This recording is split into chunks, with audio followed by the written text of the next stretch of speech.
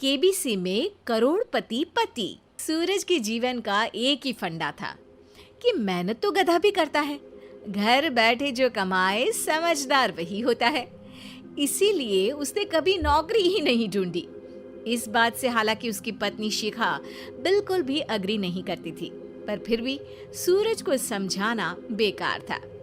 TV में कैसे बनोगे करोड़पति का ऐड देखकर उसे लगा कि बस अब तो घर बैठे ही वो करोड़पति बन सकता है, और उसके पीछे उसने अपने सारे सोर्सेस एक्टिव कर दिए। 2 हफ्ते में उसके कलीग के साले के पड़ोसी के बेटे का सोर्स निकलता है जो कि उसे शो में पहुंचा सकता है, और सूरज उससे मिलने चला जाता है। अच्छा, तो हमें मुकेश जी बता रहे थे कि आप हमें शो में पहुंचा सकते हैं।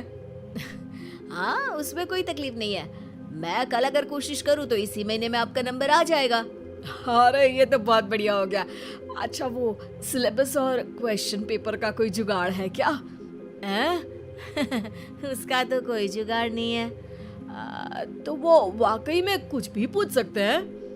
हाँ, वो तो बच्चन जी पर है, जो पढ़ते हैं वो पूछ लेते हैं। पहली कोशिश फेल होने पर अब सूरज के सामने एक बहुत बड़ा सवाल था कि आखिर जवाब कहाँ से लाए। तब शिखा ने एक सजेशन दिया, क्यों ना सूरज अपने चचेरे भाई सुमित से मदद मांगे, जो कि यूपीएससी की तैयारी कर रहा था। हालांकि इतनी मेहनत करना सूरज को समझ में नहीं आता था, पर कोई और रास्ता ना मिलने पर वो आखिर सुमित से बात करता है। अरे सुमित, हमारा कैसे बनोगे करोड़पति के लिए सिलेक्शन होने वाला है। तुम हमें थोड़े चिट बनाने में मदद करोगे क्या? अरे भैया, चिट बनाए तो सालों हो गए, उसमें हमारा एक्सपर्टीज नहीं है, बल्कि आप बोलो तो हम आपकी पढ़ने में जरूर मदद कर सकते हैं। हट, कैसी अनाप शराब बातें कर रहा है तू। सूरज ने सुमित को मना तो कर दिया था, पर तैयारी करने के सिवाय कोई चारा उसे दिख भी नहीं रहा था। खासकर जब 12 के पेपर लीक करने के एक्सपर्ट शुक्ला जो भी हाथ जोड़ लेते हैं।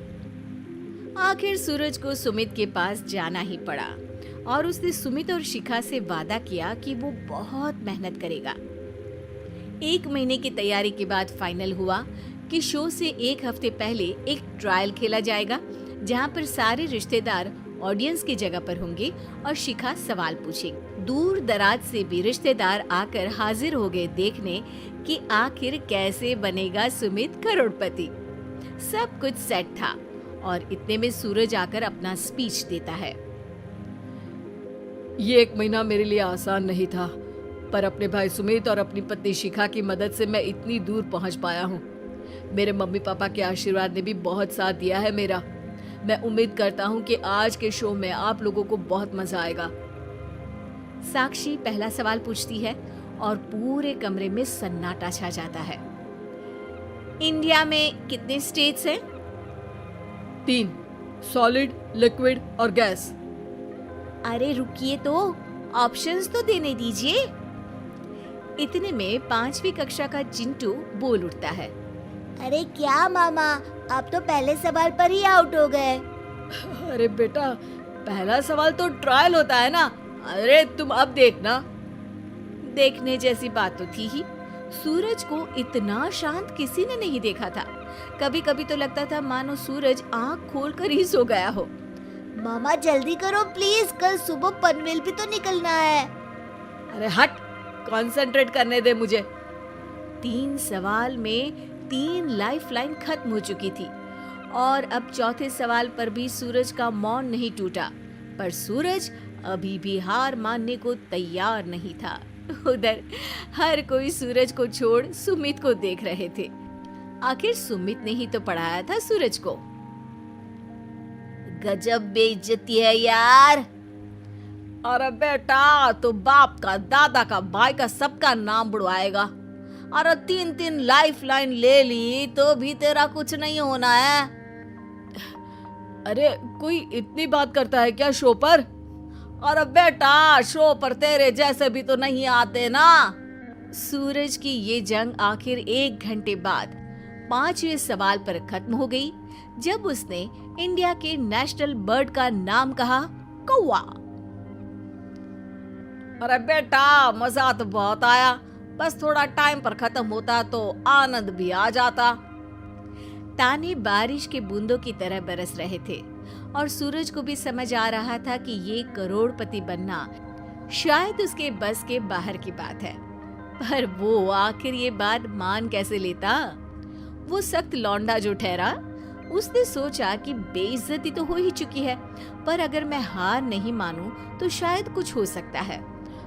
शिखा, तुम देखना, असली शो में आग लगा दूंगा, आग, करोड़पति बनूंगा मैं। हाँ, सब्जियां खत्म हो गई है घर पे, ले आओ। पहले पति बन जाओ, फिर करोड़पति बनना। अरे गजब बेइज्जती है यार। बेटा, अभी तो घर पर ही हुई है, 1 हफ्ते में तो तुम देश के सामने करवा कर आओगे। वैसे जब टीवी पर जाओ ना तो बस अपने मम्मी का ही नाम लेना, ठीक है? कोई पूछे तो बोलना कि पापा नहीं है मेरे।